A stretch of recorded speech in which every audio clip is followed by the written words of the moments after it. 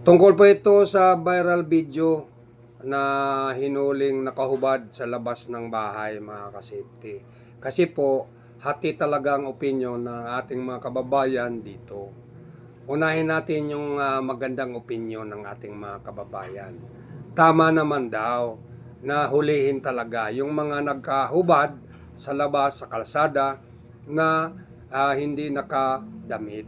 Kasi po, dapat disiplinahin natin ang sarili natin para irespeto tayo. Opo. Paano tayo irerespeto kung tayo ay nakahubad? Oo. So, manamit tayo ng tama. Yan. Kaya tama din naman.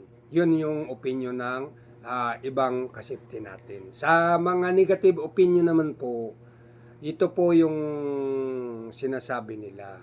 Bakit daw masyadong nakatuon sa maliliit na issue?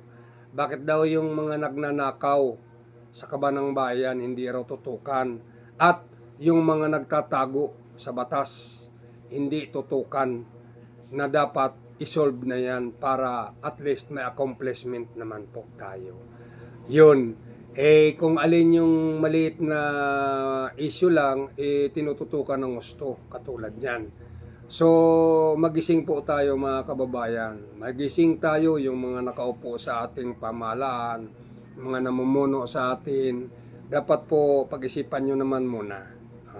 Bigyan nyo ng pansin po yung mga boses ng mga maliliit para po hindi tayo napapabulanan.